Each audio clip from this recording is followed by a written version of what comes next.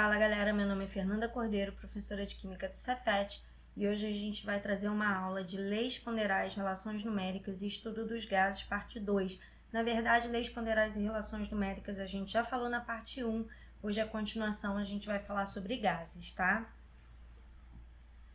Galera, estudo dos gases, primeira coisa que a gente tem que entender é que eu posso considerar um gás como um gás ideal ou como um gás real. Para todo o estudo que a gente vai fazer, eu vou fazer uma consideração de gases ideais, tá? Quais são as diferenças? Uma molécula de um gás ideal, ele segue todas as características dos princípios da mecânica newtoniana. Então, tudo que Newton falava, os gases ideais vão obedecer sem sombra de dúvidas. Principalmente a relação dos choques. Quando a gente tem, um gás real, se eu tenho duas moléculas que se chocam ou uma molécula que se choca com um determinado recipiente, pode ser que ela transfira energia para o recipiente ou transfira energia de uma molécula para outra. No gás ideal, no gás que a gente vai trabalhar, ele vai se chocar e com a mesma energia que ele estava, ele vai ficar. Ele não vai transferir energia, ele não vai ganhar energia. A energia que ele tinha, ele vai permanecer. Então, isso não vai ser alterado. Outra coisa que é importante, nos gases reais, pode ser que uma molécula de gás esteja próxima de outra e faça algum tipo de interação. Quando eu tenho uma molécula de gás ideal, eu vou desconsiderar isso. Assim, as moléculas de gases ideais, elas estão totalmente afastadas umas das outras. Elas não interagem de forma nenhuma uma com a outra, tá? No gás ideal, que é o que a gente vai trabalhar. A gente vai entender que a molécula de gás ela é muito pequena. Então, ele não vai ser considerado, por exemplo, o hidrogênio, que é um gás pequenininho, ele não vai ser considerado o tamanho dele comparado, por exemplo, a uma molécula de, tetrafluoreto de carbono, que é um gás bem maior do que o hidrogênio. Então, o volume do tamanho dessas moléculas, o hidrogênio por ser pequeno e o tetrafluoreto de carbono por ser bem maior, isso não vai ser considerado. A gente vai considerar como se o volume das moléculas fosse o mesmo, como se elas ocupassem sempre o mesmo espaço, tá? Então, isso nos gases ideais. A massa, todos os gases vão possuir a mesma massa? Não, né, gente? A massa, cada gás vai ter a sua massa de acordo com a massa molar, tá? Mas o hidrogênio vai ter sempre a mesma massa? Sim, o hidrogênio vai ter sempre a mesma massa, mas o hidrogênio comparado com o oxigênio vai ter massa diferente. Mas todo o gás oxigênio do mundo vai ter a mesma massa. Todo metano do mundo vai ter a mesma massa. Eu não vou considerar isóbaros. Eu não vou considerar, por exemplo, que o carbono do CO2 pode ser carbono 12, mas também poderia ser carbono 14. Eu vou considerar que todo o CO2 da natureza é 44 gramas por mol, que todo hidrogênio da natureza é 2 gramas por mol, que todo oxigênio da natureza é 32 gramas por mol, tá? Então, é isso que ele quer dizer com os gases possuem sempre a mesma massa. Eu não vou considerar isóbaros.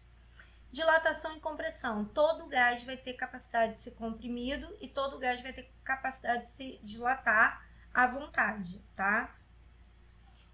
Variáveis de estado. Os gases sempre são analisados sobre essas três óticas: volume, temperatura e pressão.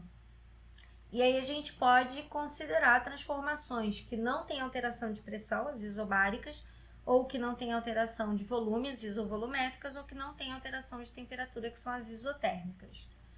E aí a gente vai fazer uma relação de que pressão, volume e temperatura antes são proporcionais, as modificações que vão acontecer nela. Então, se um aumenta, o outro tem que diminuir. Se um aumenta, o outro aumenta também. E vai depender das características. Então, a gente vai falar que a equação geral dos gases vai ter uma lógica em que a pressão vezes o volume sobre a temperatura inicial, temperatura tem que estar em Kelvin, vai ser igual a pressão final, volume final sobre temperatura final. Então, a pressão pode estar em qualquer unidade, ATM, milímetro de mercúrio. O volume pode estar em qualquer unidade, litro, mililitro, centímetro cúbico, desde que ambas estejam nas mesmas unidades. Então, se aqui está em ATM, aqui está em ATM. Esse aqui está em mililitro, aqui tem que estar em mililitro. A temperatura que é a única fixa, que eu tenho que trabalhar com Kelvin mesmo, tá? E aí eu posso fazer algumas análises em relação a isso. Quer dizer, como é que a gente chegou nessa fórmula geral dos gases? Como é que a gente chegou nessa equação? Fazendo 3 análises. Uma, análise volume versus pressão. Se a gente imaginar que a temperatura está constante, então não estou mexendo na temperatura, eu só estou aumentando a pressão. Tá vendo que eu tenho um êmbolo que é móvel, não está saindo e nem entrando gás nenhum. Então, todo o gás que tinha aqui dentro é o mesmo gás que vai ter no final do processo, só que eu estou pressionando, eu estou botando mais força aqui em cima. O que está acontecendo com o volume? Ele está ficando menor. Quando eu faço mais pressão sobre o sistema, o volume está diminuindo. Então, eu posso... Aqui, ó, a temperatura saiu porque a temperatura está constante. Então, a pressão vezes o volume inicial vai ser igual a pressão vezes o volume final. Quando uma sobe, a outra desce. Se eu aumento a pressão, o volume tem que diminuir. Opa! Então, ó, aumentei a pressão, o volume está caindo. Aqui isoterma porque a temperatura está constante, tá? Outra coisa que a gente pode analisar, volume versus temperatura. Aqui eu tenho uma situação a 20 graus Celsius, tem uma quantidade de gás aqui enchendo a minha bolinha. Eu resfriando o gás, as moléculas ficam mais juntinhas, mais agarradinhas e ele diminui o volume. E se eu aquecer, ela ganha energia cinética, ela se expande e a bolinha fica mais cheia.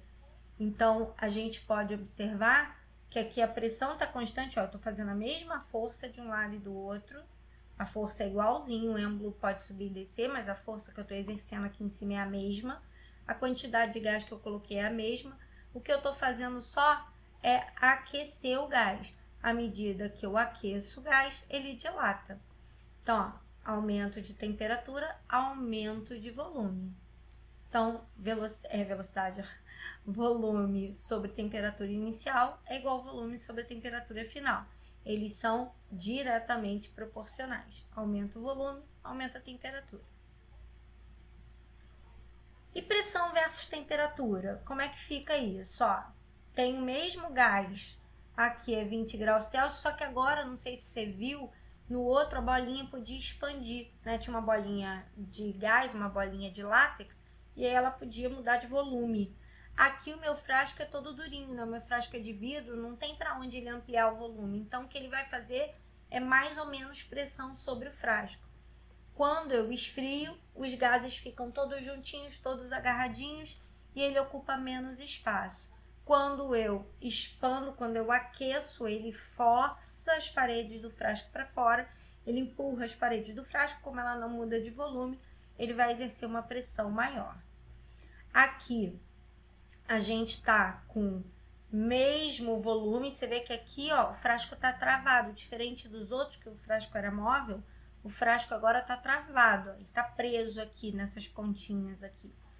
Quando eu aquecer, ela vai ter mais choques entre o gás e a parede do recipiente. Se eu vou ter mais força sobre ar, eu vou exercer uma maior pressão. Então, tá aqui, quanto mais eu aumento a temperatura, mais eu aumento a pressão. E aí a mesma lógica, a pressão inicial sobre a temperatura inicial é igual a pressão final sobre a temperatura final. Lembrando, temperatura obrigatoriamente em Kelvin, tá? Tem que estar em Kelvin. Fê, eu não lembro como é que passa a temperatura de Celsius para Kelvin. Não tem problema, a gente vai fazer isso agora.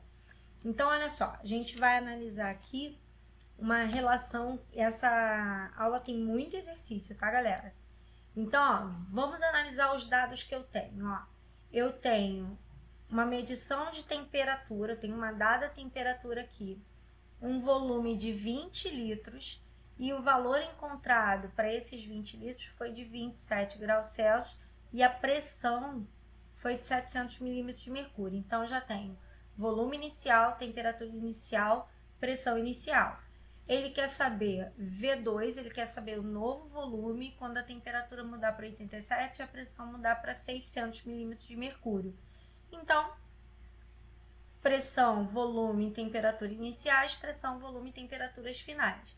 Então, pressão inicial 700, volume inicial 20 litros, temperatura eu vou ter que pegar 27 e somar 273. E aí eu chego a 300 Kelvin. Não pode esquecer, tá? Nova pressão, quero saber qual é o novo volume e qual a nova temperatura. É só pegar 87 e somar 273, que eu chego a 360. Galera, não perde seu tempo, que muita gente faz isso. Pega o 700, multiplica por 20, multiplica por 360. Depois pega esse 300, multiplica por 600, vai ficar com dois números gigantes. Depois vai tentar dividir e não vai conseguir. Meu conselho, simplifica. Ó, cortei esses dois zeros com esses dois zeros. Cortei um zero daqui com zero daqui. Cortei um zero daqui com zero daqui. Já melhorou. Vou simplificar mais, ó. 36 vou dividir por 6. 36 dividido por 6 dá 6. Vou simplificar mais, ó. 6 dividido por 3 dá 2. Então, a minha conta é 7 vezes 2 vezes 2, que dá 28. E aí, a conta fica super fácil. Então, meu conselho, simplifica, tá? Simplifica. Aqui, ó, volume inicial de 10. Ele teve a pressão aumentada de 1 para 2. Então, pressão inicial, pressão final. A temperatura dele foi de menos 73 para 127. Temperatura inicial, temperatura final. Ele quer o volume em litro. Então, ó, pressão inicial, 1. Volume inicial, 10. Temperatura inicial é menos 73 mais 273. E aí dá 200. Pressão final 2, volume que eu quero saber. E aqui 400. Aqui, cara, tava fácil a conta. Eu só fiz porque tava fácil. Porque olha só, 10 vezes 400 dá 4.000. 2 vezes 200 dá 400. Aí tá mole, né? E aí, simplificando esses dois zeros com esses dois zeros, eu fico 4 e 40. Então, 40 dividido por 4 dá 10. Muito fácil, vai. Aqui, uma certa massa de gás estava contida num recipiente de 20 litros, temperatura de 27 graus Celsius, 4 atm. Então, ó, volume inicial, temperatura inicial, pressão inicial. A massa foi transferida para um volume de 60 litros, pressão de 4 atm. Eu quero saber como é que ficou a nova temperatura. Aí pode ser em graus Celsius, pode ser em temperatura absoluta. Temperatura absoluta é Kelvin, tá? Então, pode ser temperatura absoluta, pode ser temperatura Kelvin. Jogando, ó. Pressão, volume, temperatura inicial. Pressão, volume, temperatura final. Pressão inicial, 4. Volume inicial, 20. Cadê? 20 litros. Temperatura inicial a 27 mais 273, 300. Pressão final continuou 4. Ele não mudou a pressão. O volume passou para 60 e eu quero saber qual é a nova temperatura. Aqui também dá para simplificar bastante coisa, ó. Cortei um zero daqui com zero daqui, cortei um 4 daqui com 4 daqui, cortei o 2 com 60 e aí ficou 30 vezes 30, 900 Kelvin. Tá vendo como é que a conta você não tem que sofrer? Tenta simplificar que vai ficar mais fácil. Galera, a temperatura inicial era de 300 Kelvin, a temperatura final de 900 Kelvin. Então, com isso eu já chego na resposta. A temperatura absoluta, a temperatura em Kelvin triplicou. Ela era 300, virou 900. Ela é 3 vezes maior, tá bom? Galera, o que é difusão? Né? Eu falei que eu ia intercalar essa aula com bastante exercício, então a gente vai parando um pouquinho para ir fazendo os exercícios à medida que eles forem tendo sentido dentro da matéria. Imagina que eu aqui tenho um gás hidrogênio, e aí se você contar aqui, ó, 1, 2, 3, 4, 5, 6, aqui também, ó, 1, 2, 3, 4, 5, 6, eu vou colocar esses gases daqui para cá. Então, peguei esse gás aqui e joguei aqui. Peguei esse gás, que é o hélio, e joguei aqui. A quantidade de hélio que eu tenho aqui é a mesma que eu tenho aqui. A quantidade de hidrogênio que eu tenho aqui é a mesma que eu tenho aqui. O que acontece quando eu junto? Primeiro que eles vão se difundir, eles vão se misturar um no outro, tentando fazer com que ele fique o mais homogêneo possível, tá? Gases sempre vão dar misturas homogêneas. Então, toda vez que você misturar dois gases, ele vai ficar sempre o mais difundido, o mais misturado, o mais homogêneo possível o gás no outro. E a pressão que esse aqui exercia, ele vai continuar exercendo aqui. A pressão que esse aqui exercia vai continuar sendo exercida aqui. Então, na verdade, como o volume está o mesmo, não sei se você consegue ver que o volume está rigorosamente igual, a pressão exercida aqui vai ser a soma das duas pressões. Aqui, ó, 1, 2, 1, 2, 3, 4, 5. Se eu somar as duas pressões, ó, 1, 2, 3, 4, 5, 6, 7. Quando eu juntar esses dois gases, como aqui eu mantive o volume não se modificou, a pressão final exercida vai ser a pressão que o primeiro já exercia e que o segundo já exercia somados. Aqui eu tenho uma situação que também é interessante, em que eu tenho dois recipientes, ele está fechado. A gente vai ignorar o volume dessa interseção aqui, desse caninho aqui. A gente vai fingir que esse volume aqui, tá? Não existe. A gente vai considerar só o volume das duas bolinhas. O que vai acontecer quando eu abrir aqui, ó, ele agora está aberto? Os gases vão se misturar. O hidrogênio vai passar para lá e o oxigênio vai passar para cá, até eles ficarem homogêneos. Só que o hidrogênio é pequenininho, ele passa rápido. O oxigênio, ele é maior, ele demora mais a passar. Mas no final eu vou ter quantidades iguais. Então, o que vai acontecer é que eles vão se dividir, vai ter um valor médio de um com o outro. Eu vou ter uma média de pressões e uma média de moléculas. Então, o número de moléculas aqui mais o número de moléculas aqui vão se misturar e se dividir igualmente, exercendo a mesma pressão de um lado e do outro. Bom, já que a ideia é fazer uma média, né, a gente só tem que se preocupar que se os volumes aqui forem diferentes, essa média é ponderada, tá? Aqui, ó, deixa eu voltar lá, aqui os meus volumes dos frascos eram iguais, então era uma média aritmética. Aqui, ó, tem volumes distintos, ó. Então, eu vou fazer com que o nitrogênio passe para cá, quando eu abrir esse frasquinho, e que o oxigênio passe para cá, mas como eles têm pressões distintas e têm volumes distintos, eles vão fazer uma média ponderada. Então, como é que eu calculo a média ponderada? Pressão vezes o volume do primeiro, pressão vezes o volume do segundo, sobre o volume total. Então, aqui, né, a ideia seria isso aqui, ó. Pressão vezes o volume do primeiro, mais pressão vezes o volume do segundo, igual a pressão final, volume final, tá?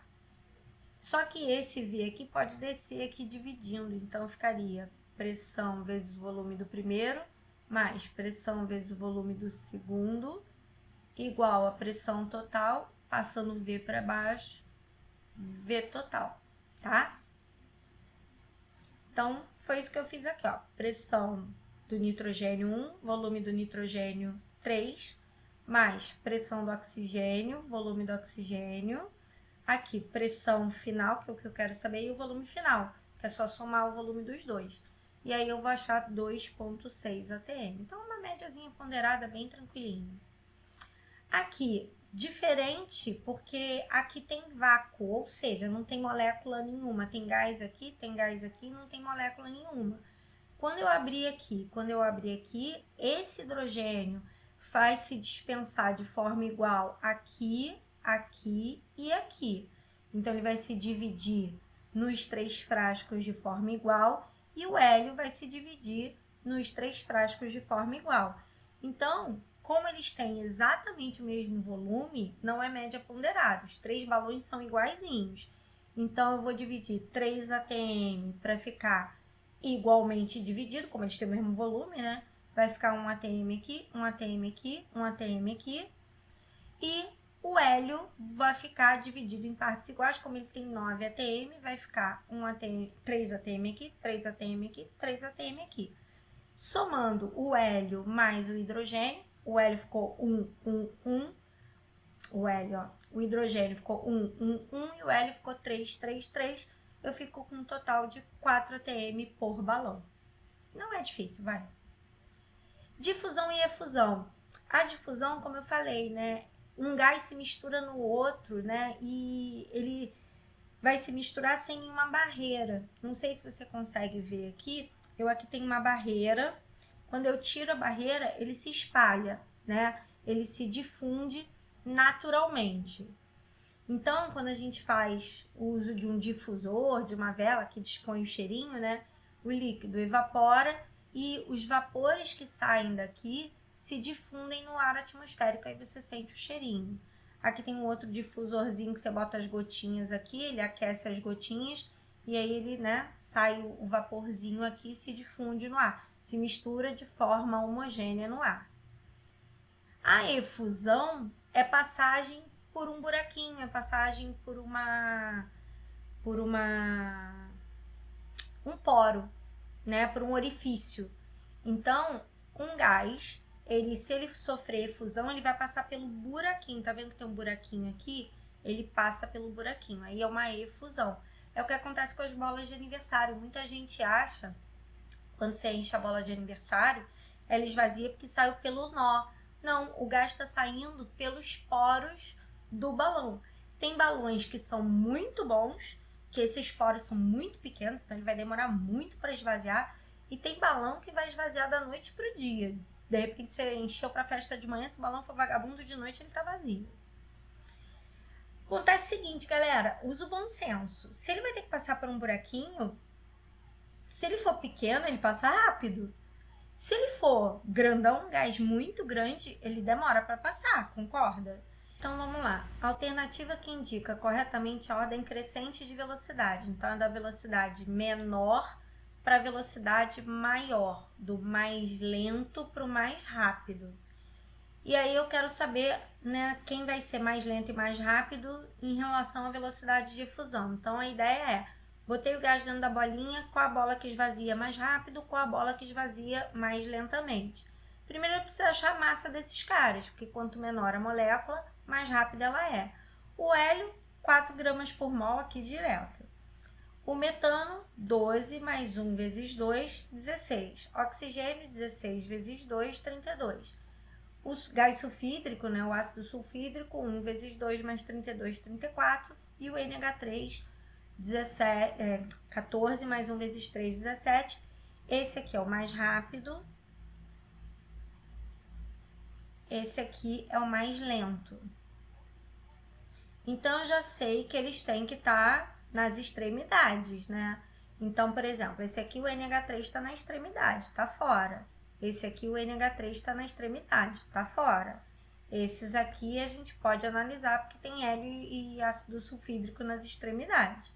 Agora, a ideia é, o hélio é o mais rápido.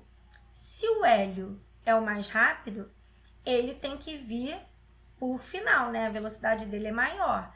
Então, ó, o hélio é o que tá aqui, ó, com a maior velocidade. Então, essa daqui. Esse daqui é o mais lento, esse aqui é o mais lento, tá? Vamos lá, um balão de borracha desses usados em aniversário cheio de ar murcha por algum tempo. Aquilo que a gente acabou de falar, né? Por que ele murcha? A gente acabou de falar, né? Efusão. Ele vai passar pelos buraquinhos do balão de borracha, os buraquinhos, os poros, né, que esse balão de borracha vai ter. Aqui, ó, mesma lógica, eu tenho 3 balões, eles foram enchidos por gases diferentes no mesmo tempo. E aí, esse cara, depois de um tempo, ainda tá cheio, esse aqui esvaziou um pouquinho, esse aqui esvaziou muito. É a mesma lógica daquele primeiro que a gente fez. O hélio tem massa 4, isso aqui tem que ver pela tabela, tá? Tem que lembrar do nome, ó, metano. Metano é CH4, tá? Então, o metano, que é o CH4, vale 16 gramas por mol, porque carbono vale 12, hidrogênio vale 1 vezes 4 aqui, né? 1 vezes 4. E o gás hidrogênio vale 1 vezes 2. Então, qual deles aqui é o menorzinho, né? O menorzinho é o hidrogênio, 2 gramas por mol. Então, esse carinha aqui, ó, é o hidrogênio.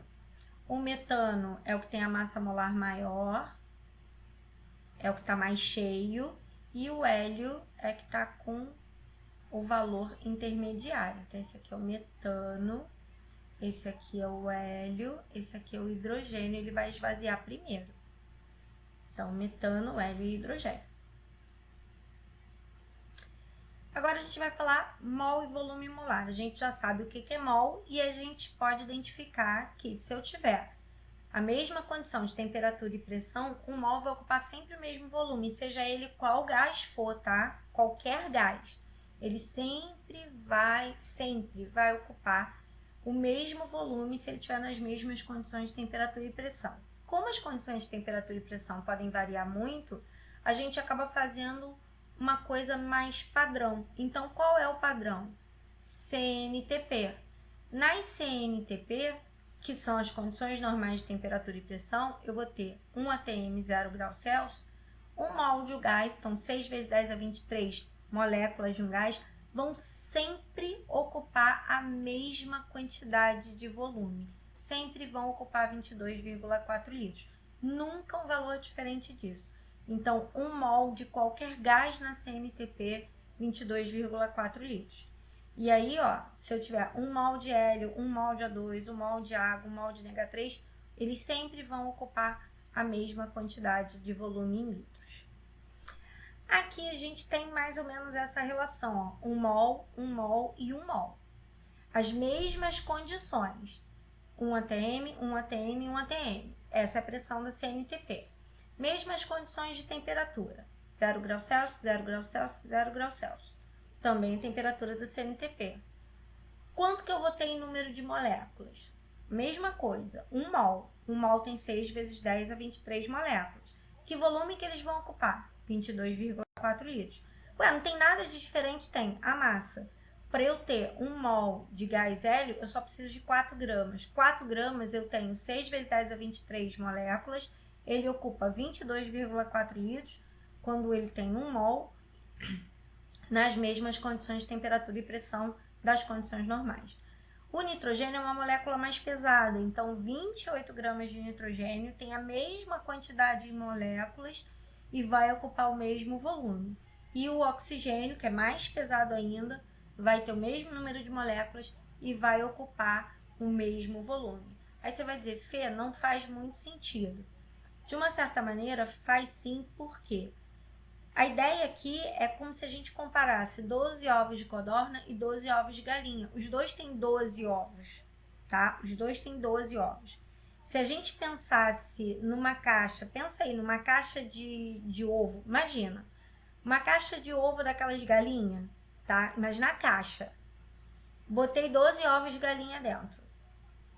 Tem 12 unidades. Bota isso na balança, pesa. Vai ter uma determinada massa. Tira os 12 ovos de galinha, bota 12 ovos de codorna. Você concorda que ele vai ocupar, porque a caixa é a mesma, você concorda que ele vai ocupar exatamente o mesmo volume? Que a caixa não mudou de tamanho? Mas a massa não é a mesma. Quando eu botar na balança, o ovo de codorna vai pesar menos. Então, fica bem atento a isso, tá? E aí, vamos fazer alguns exercícios sobre isso. Ele está falando que nas condições adequadas, né, apropriadas, o gás acetileno, que é o C2H2, e o ácido clorídrico reagem para formar esse carinha aqui, que é o cloreto de vinila. Essa substância é usada para formar um plástico, que é o PVC. Aí ele quer saber, quando eu tenho obtenção de 2 mols desse cara aqui, qual vai ser o volume de acetileno consumido?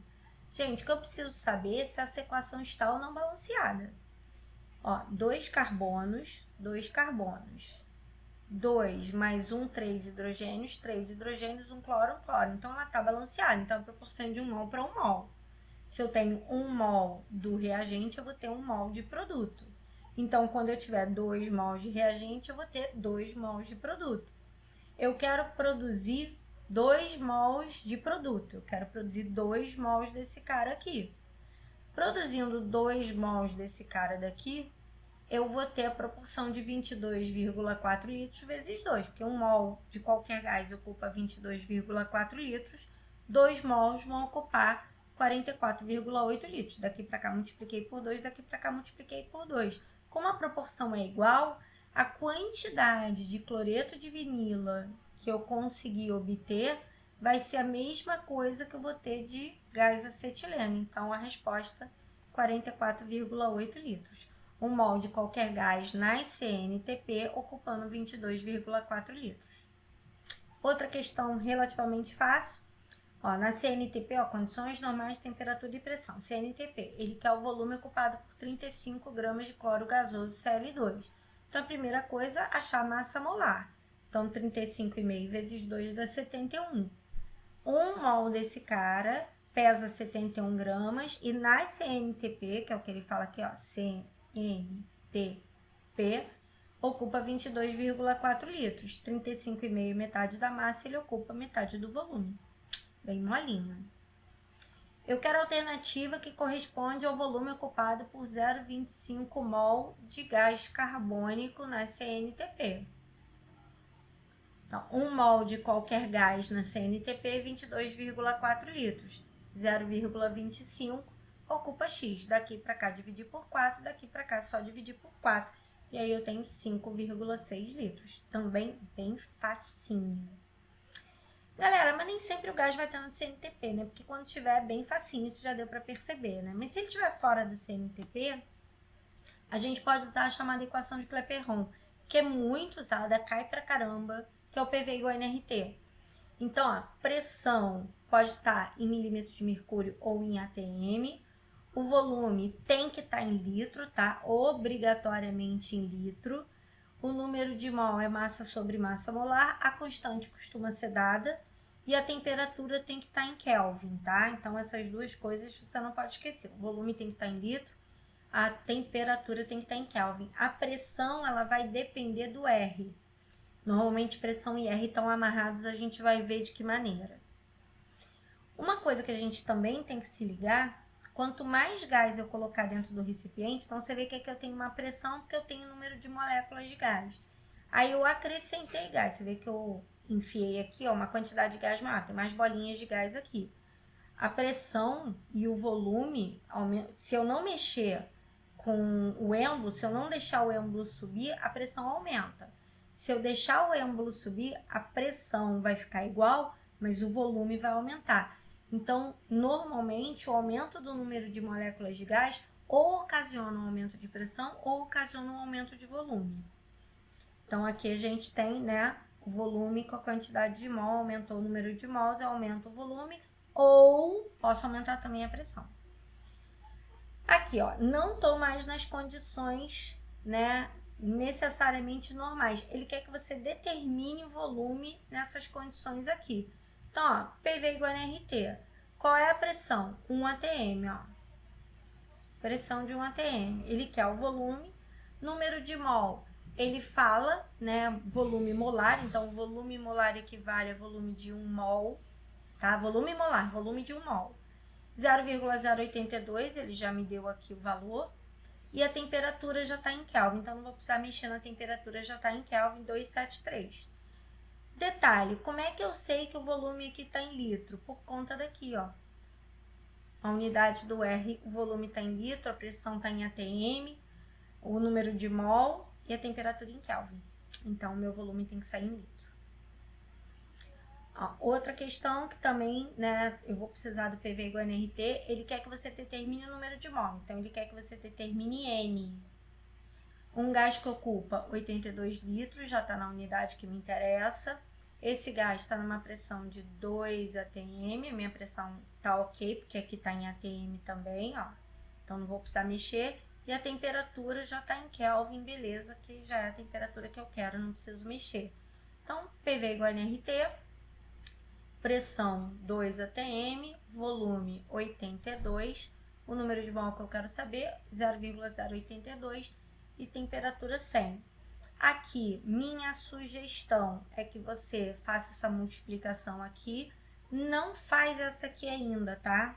Não pega 2. Ah, Fê, mas dá 164 é fácil. Cara, sério, tem 82 aqui, então usa o bom senso e corta esse troço. Eu aqui só andei com a vírgula porque fica mais fácil. Joguei esse 0,082 multiplicado por 100, então, 1, 2, isso deu 8,2. 8,2 desceu dividindo. Só que 8,2 é a mesma coisa que 82 vezes 10 a menos 1, porque aí eu posso cortar 82 com 82, e aí eu fico com 10 a menos 1 subindo, 10 a menos 1 quando vai para cima vai como 10 elevado a 1, e aí eu tenho 20 mol direto. Não precisa se matar fazendo conta, tá vendo? Aqui, ó, volume de 41 litros, pressão de 2,9 atm, aqui eu tenho que tomar cuidado, que a temperatura está em graus Celsius, eu vou ter que somar 273. Aqui o número de moléculas, né, o número de Avogadro, né? Quantas moléculas eu tenho por mol? 6 vezes 10 a 23. E ele quer saber quantas moléculas eu vou ter nessa quantidade de gás. Ele já me deu o R. Volume está em litro. O número de mol que eu vou precisar saber. A temperatura aqui está em Kelvin, aqui não tá, eu vou ter que passar. E o que mais? E a pressão está em atmosfera, então não preciso mexer. Então, PV igual a nRT, substituir, então 2,9 é a pressão, 41 litros é o volume, 0,082, 290. Gente, mesma coisa, tem gente que sofre com conta aqui absolutamente sem necessidade. Por quê? Tira as vírgulas, transforma isso aqui tudo em notação científica, porque vai ficar muito fácil fazer a conta, ó. 2,9, 29 vezes 10 a menos 1 vezes 41. Aqui dá 82 vezes 10 a menos 3 e aqui dá 29 sobre 10. 29 vezes 10. Por quê? Ó, 29 corta com 29. 41 corta com 82 e sobra 2.